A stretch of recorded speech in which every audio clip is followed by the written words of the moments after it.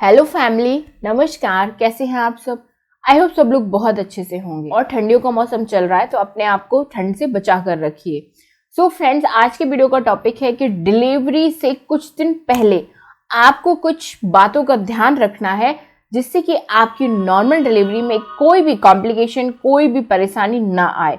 Last time पर भी आपकी नॉर्मल डिलीवरी सिजेरियन डिलीवरी में बिल्कुल ना बदले। तो इन सब के लिए आपको कुछ बातों का ध्यान रखना है अपनी डिलीवरी से पहले। तो वीडियो आप सबके लिए टोटली बहुत ही ज्यादा इंपॉर्टेंट है अगर आप नॉर्मल डिलीवरी चाहती हैं। तो वीडियो को पूरा देखें, ध्यान से देखें, एक एक बात अच्छे से सुने। और अगर आपने अभी तक चैनल को सब्सक्राइब नहीं किया है तो वो भी कर लें। जो रेड कलर का बटन है उसको ग्रे कर दें और पास में जो घंटी है उसको दबा लें और ऑल पर क्लिक कर लें। तो चलिए स्टार्ट करते हैं।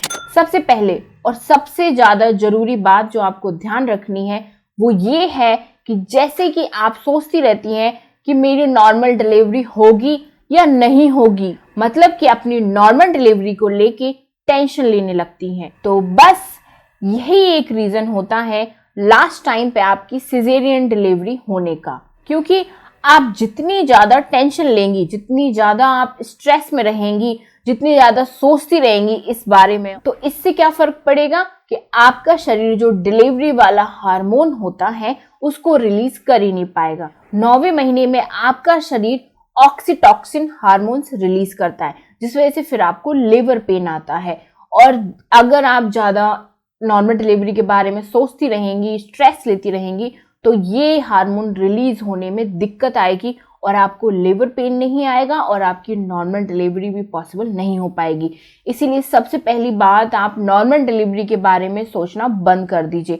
अगर सब कुछ नॉर्मल रहा, कोई कॉम्प्लिकेशन नहीं रहे, तो डेफिनेटली आपकी नॉर्मल डिलीवरी हो जाएगी। इसलिए सबसे पहले अपने ऊपर ध्यान रखें, अपने घर में बच्चे के ऊपर ध्यान रखें और जो करना है वो मैं आपको बता देती हूँ। आपको क्या करना है, आपको 9वें महीने में ज्यादा से ज्यादा एक्टिव रहना है। एक्टिव के लिए आप वॉकिंग कर सकती हैं। सिर्फ आपको उतना ही पैदल चलना है, मतलब उतनी ही वॉकिंग करनी है जितना आपका शरीर कहे।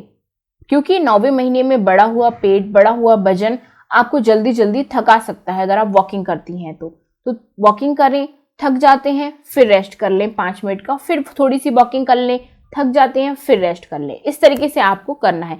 अपने आप को थकाना नहीं है, अपनी एनर्जी वेस्ट आपको वॉकिंग में नहीं कर देनी है। उस एनर्जी को आपको बचा कर रखना है नॉर्मल डिलीवरी जब आपकी होगी उस टाइम के लिए। इसके बाद आपको क्या करना है, बेबी ड्रॉपिंग का आपको ध्यान रखना है। आपके बच्चे ने अगर गर्भ में सर नीचे कर लिया है, बच्चा डिलीवरी की सही पोजीशन में आ चुका है, तो आपको फिर सावधानियां रखने की जरूरत होती है। क्योंकि अगर बच्चे ने 8वें महीने के लास्ट में ही सर नीचे कर लिया है तो ऐसे में चांसेस होते हैं कि लेबर पेन आपको जल्दी ही आ सकता है। तो ध्यान दें, 37 वीक से पहले आपको लेबर पेन नहीं आना चाहिए। इसलिए बेबी ड्रॉपिंग के बाद आपको सावधानियां रखनी चाहिए जिससे कि समय से पहले लेबर पेन ना आ जाए।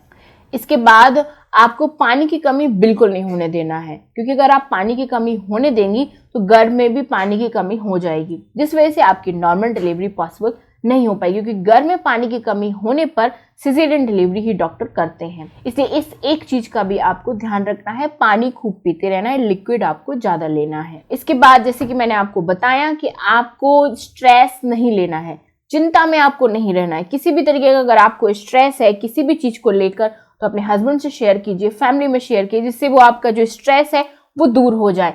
अपने जो आपके क्लोज हैं उनसे बात करिए। जिस चीज को लेकर भी आपको चिंता हो रही है, स्ट्रेस हो रहा है, उसके बारे में खुल के बात कीजिए, ठीक है। कई महिलाओं को क्या होता है कि डिलीवरी का टाइम जैसे जैसे नजदीक आता है तो उनको बेबी की केयर से रिलेटेड टेंशन होने लगती है कि कैसे बेबी की केयर होगी, क्या होगा।